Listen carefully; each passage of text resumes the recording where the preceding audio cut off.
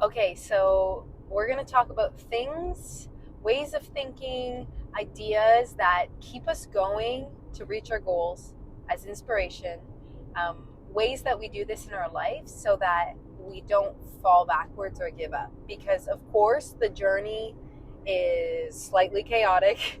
There's confusion, there's road bumps, there's moments where things aren't exactly going how you want when we're working on achieving our goals. So, we want to talk about ways that we create structure in our life to not give up and to keep going towards our vision, because everyone wants to live the good life, right? And let's all support each other and find practical solutions and structures that we can do in our life to get to those results.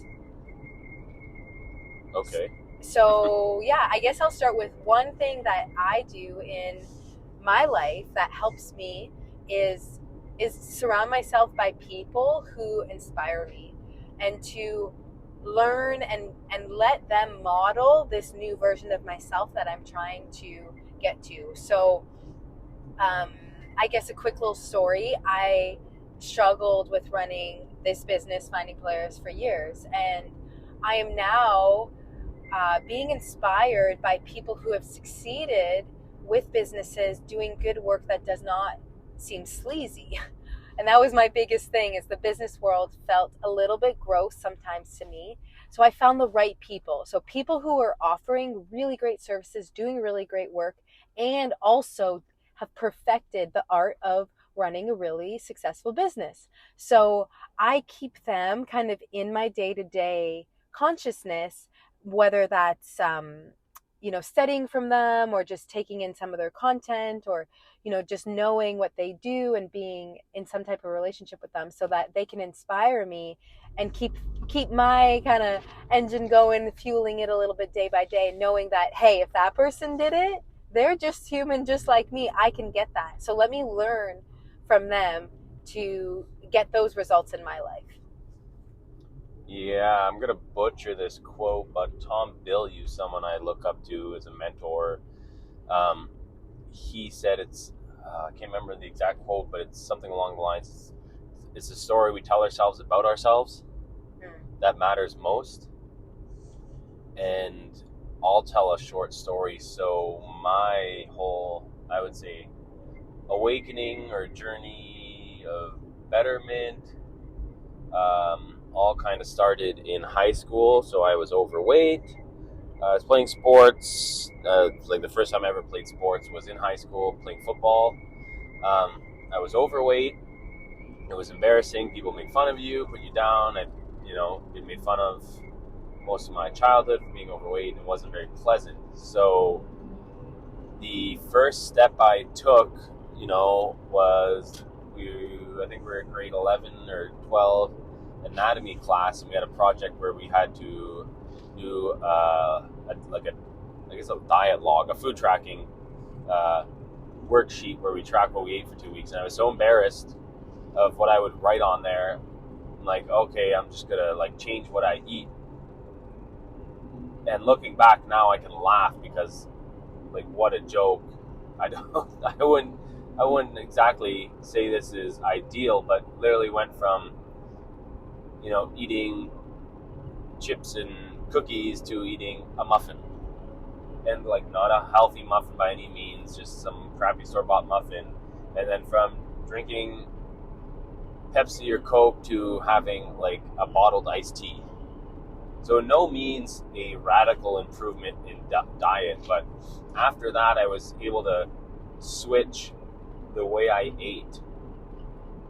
And then I stuck with it because I did not want to continue being overweight, and it was okay, if I can do this, I can keep going. So what I changed the story about myself to myself. And following that, I was close enough to being a high school dropout. I failing all my classes. I really didn't give a crap about school because the way my childhood and upbringing was, I never really had to apply myself. And then second year of grade 12, I've got 7 credits to make up out of 8 that make up the full year, 2 semesters. And then I change the story. I tell myself about myself that, I wasn't good at school, all this stuff. And then I managed to, stick with it, go to all my classes, get my high school diploma, where before, like, I would get like 30% in a class, like, or 19%, I think I had one of my final grades in a class. So, like, literally not even remotely there, present, to passing everything, getting my diploma. So I changed this story I was telling about myself and just started stacking wins.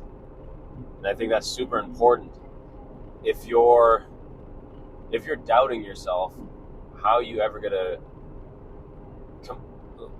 gain the momentum or conquer that goal you're trying to achieve? And I heard it with fighting is if you're in the ring and you're doubting yourself, now it's 2 against 1, because it's the other person who is against you and you against yourself. And whatever story you believe, your brain will pick up or will make more stories and will see things to justify the story that you're believing. So if I'm in a story where it's like, oh, I'm not healthy right now, I'm essentially going to be, it's almost unconscious, but your brain is going to find things in your life that just perpetuate and fuel that story. So what if you shift that story? So I'm healthy. I'm a healthy, vibrant person.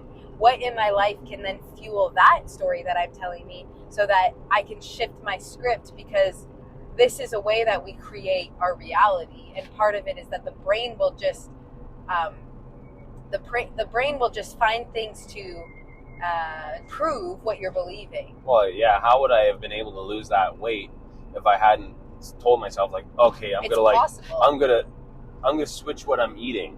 Yeah. If I couldn't conquer my bad habits and then thought, like, oh, there's no way I could eat better. Like, if I was just self-defeating the whole time, I wouldn't have achieved that goal. I wouldn't have lost the weight.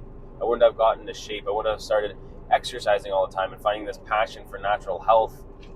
And then if I hadn't started stacking these wins where it's like, oh, I can do this. I went 2 weeks and didn't eat a bag of chips or drink a Coca-Cola or a Pepsi. And then just literally stacking on something so easy to the point like, oh, look, I made it through high school.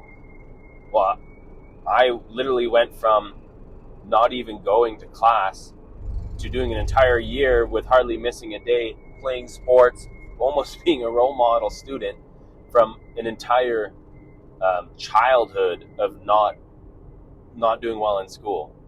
So when it came time to go to college and learn about the trade that I'm in, well, then I could apply myself and just had these stories I could stack on to. It's like, oh no, I'm not dumb, I'm not fat and lazy, and then just stacking on these things to now where when you pick a goal or focus on an achievement, you have so much momentum. It's like rocket fuel. There's nothing going to stop you from achieving this goal or putting your focus toward what you want. And you might have a goal that's not actually the goal you want to get done. And I'd say this happens to us all the time. We have goals where it's like, oh, we want the business to take off. We want to be millionaires. But the goal of maybe getting outside and hiking and getting fresh air comes before that goal of working on the business. And that's okay. But knowing where you're putting that focus, where energy goes, or where attention goes, energy flows. So if we know, like, we have this goal, but we're actually not putting the work toward that goal, you can address it. And I think that touches on a good point, because so one of our business mentors, Ty Lopez, speaks to this idea that your health is fundamental. If you have your health and you have a vision, then there's nothing stopping you. And so one of Jeff and I's day-to-day routines, so we can achieve our vision, is keeping a baseline health that's solid. So every day we spend energy on eating good food, getting outside, getting fresh air, sleeping well, moving our bodies. That's just to name a few. Drinking spring water. These are all things for us that are baseline day-to-day choices we make so that we have more health. Because if you're fatigued, if you have chronic illnesses in your body, that will, it's like walking around with a heavy weight. Everything is just a little bit harder. And then even if you do succeed, okay, you get to your vision and now you have cancer. Okay, you get to your vision and you have,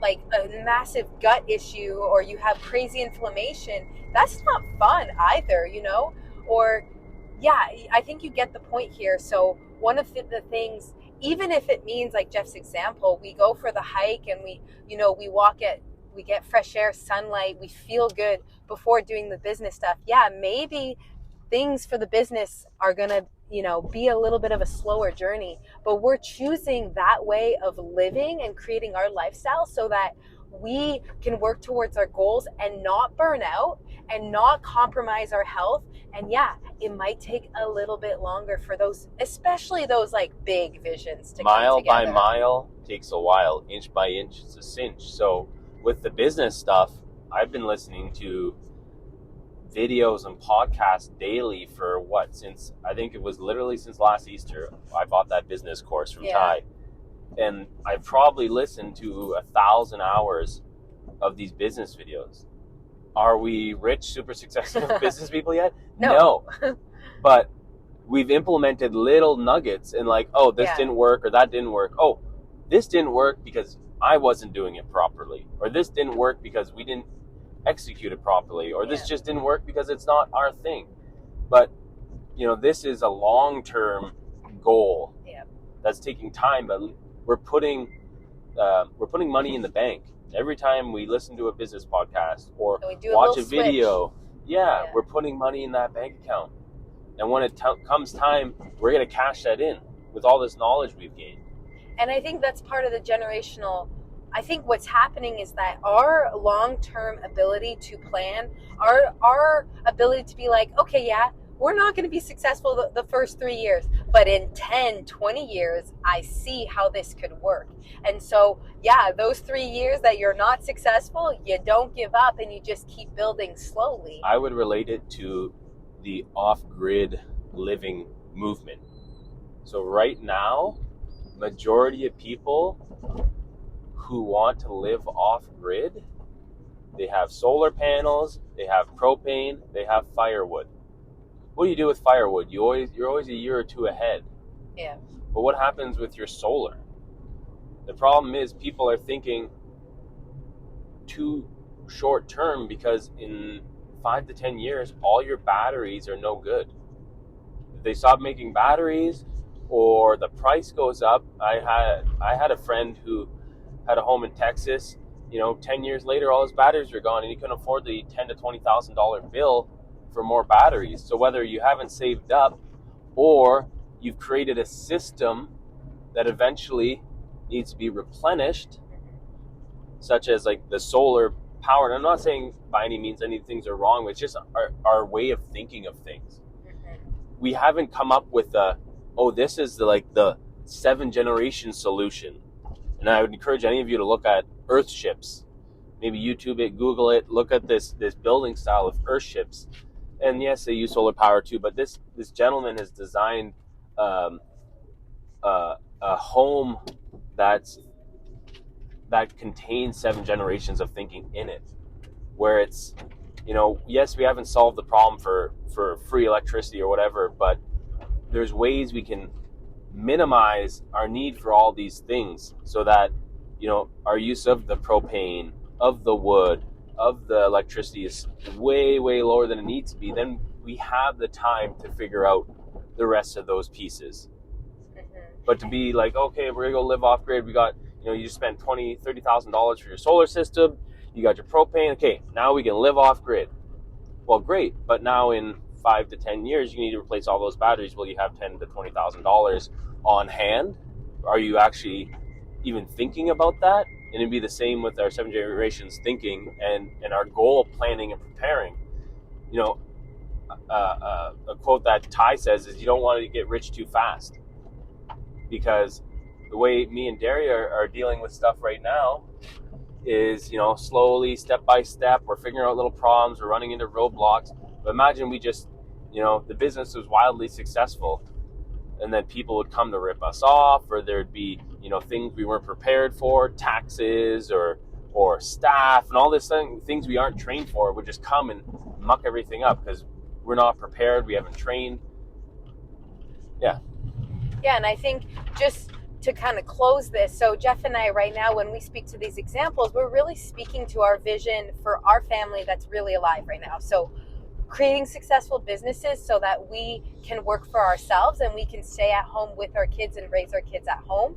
And another big piece for us is, most of you guys who are listening know that we were living off-grid in a very small 100 square foot bunkie. And now we're living in a home as we start our family, raise our family. And then the goal for us is to build an earthship and kind of go back to more land-based living, just learning from all the mistakes that we just came out of. And right now we're focused on just building our family and building a business before going back to more land-based kind of off-grid situation living. So when we speak to our vision, that's really what we're working with right now. That's very tangible in Jeff and I's life. But I would say, your vision right now could be rewilding. It could be gaining better health. It could be just really finding true meaning to something that brings you joy and happiness and true love. It could be finding loving relationships in your life. So everyone's vision, is that an eagle's nest? I think so. I would guess so.